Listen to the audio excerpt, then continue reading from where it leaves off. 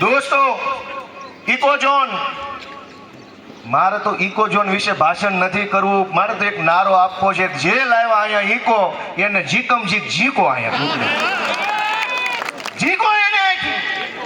શરમ નથી આવતી ભાજપ વાળાને ઇકોઝોન લાવતા. જંગલ 2 વખત આગળ વધ્યું. હસનાપુર ગામ લઈ લો, અનેક ગામમાં આજથી 40 વર્ષ પહેલા જે જમીન ગામની પડતર જમીન હતી, એ જમાનામાં વન વિભાગ વાળાએ એવું કીધું કે અમને આ રોપા બોપા વાવવા આપો, નર્સરી બર્સરી બધું ડેવલપ કરવા અમે તમને ડેવલપ કરી દઈશું. તમને બધાને ખબર હશે કે જે જમીન આજથી 30 વર્ષ પહેલા ગામની પડતર જમીન હતી, એ જમીનમાં જંગલ વિભાગ ઓરું આવ્યું, નજીક આવ્યું, વંડી અંદર લીધી, અને જમીન કોની થઈ ગઈ આજે? કયો બધા? આજે જમીન જંગલની થઈ ગઈ. ઇતિહાસમાં 2 વખત જંગલ ઓરું આવ્યું. આ 3જી વારનું ચાલુ કર્યું છે ઇકોઝોનના નામે. આજ ઇકોઝોન લાગશે, 10 વર્ષ પછી વંડી ન્યા સુધી આવશે. જાગવાની જરૂર છે દોસ્તો. મુખ્યમંત્રી અહીંયા આવ્યા, એના પાગ્યા આવ્યા, ટોળું આખું આવ્યું, અધિકારી ફધિકારી ખટારાબંધ નેતાઓ આવ્યા. એકેય માયનો લાલ કેમ નો બોલ્યો કે આ ઇકોઝોન ક્યારે રદ કરવામાં આવશે, ઇકોઝોન શું કામ લાવવામાં આવ્યો છે, અને ઇકોઝોન સારા માટે લાવવામાં આવ્યો, ખેડૂત માટે લાવવામાં આવ્યો.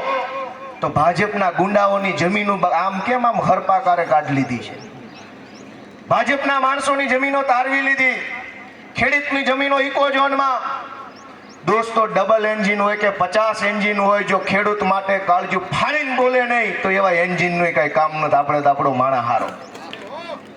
દોસ્તો, મુખ્યમંત્રીએ કૃષિ મંત્રીએ વિધાનસભામાં જાહેરાત કરી કે ભાઈ ખેડૂતોને 5 લાખ રૂપિયાની વગર વ્યાજનું ધિરાણ મળશે. ઓહો,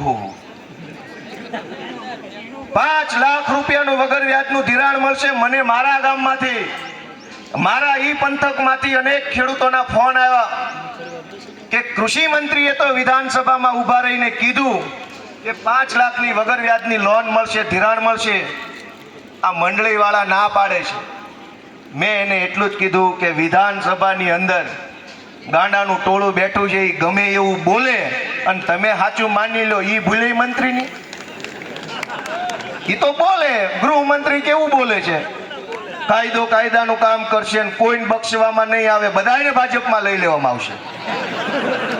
જ્યારે એવું કહે છે કે કોઈ ચમરબંધીને છોડવામાં નહીં આવે, બાકીનું વાક્ય ખાલી રાખે, કાઉન્સમાં લખ્યું કે બધા ગુંડાઓને ભાજપમાં લઈ લેવામાં આવશે. અને લીધા, જગ જાહેર લીધા. ચોરોને ભાજપમાં લીધા, તોડબાજો ભાજપમાં, વ્યાજ માફિયા ભાજપમાં, જમીન માફિયા ભાજપમાં, બળાત્કારી જેવા બળાત્કારી વિધાનસભામાં ભાજપના ધારાસભ્ય થઈને બેઠા છે. અત્યારે ચાલુ ધારાસભ્ય બળાત્કારી છે, FIR છે, પોલીસ એરેસ્ટ નથી કરતી. આખા ગુજરાતના ગુંડાઓ, તોડબાજો, માફિયાઓ, લૂંટનારાઓ ભાજપના પટ્ટા પહેરીને બેફામ ફરે છે. કોઈ એને રોકવા વાળું નથી, કોઈ એને કહેવા વાળું નથી. અને પોલીસ તો નાનો માણસ હાથમાં આવે તો સિંઘમ બની જાય છે. એક ગરીબ ખેડૂત ગામડેથી ગાડી લઈને શહેરમાં વિસાવદર કે ભેસાણમાં આવે તો ચોકડી ઉપર સિંઘમો ઊભા હોય છે. આ નથી પહેર્યું, ઓલું નથી પહેર્યું, લે ભાઈ લુગડાય કાઢી લે. હવે આટલું જ વધ્યું છે. અને ગુંડાઓ જંગલ ખોદી નાખે, રેતી ખોતરી જાય, બેલા કાઢી જાય, દારૂ વેચે. તો સિંઘમ સાહેબોની ઓકાત નથી કે એક શબ્દ પૂછે કે ભાઈ તું ક્યાંનો છો? ભાજપના પટ્ટા પહેરીને ફરે છે ગુંડાઓ બેફામ. કોઈ રોકવા વાળું નહીં, કોઈ ટોકવા વાળું નહીં, કોઈ કહેવા વાળું નહીં. દોસ્તો, એક તક મને આપો, જો આ ગુંડાઓને હમાનમા ન કરો તો બીજી વાર હામો નહીં મળે. ભાજપના પટ્ટા પહેરીને મન ફાવે એવી દાદાગીરી ગામડાની અંદર નહીં જેવો ભાજપ વાળો હોય, આખા ગામને દબાવતો હોય. સરકારી યોજનાઓ આવે કોઈ પણ ગામમાં, ભાજપની ટોળકી વેચી લે. ગામના માણસોને સરકારી યોજનાનો લાભ ન મળે, ખેડૂતને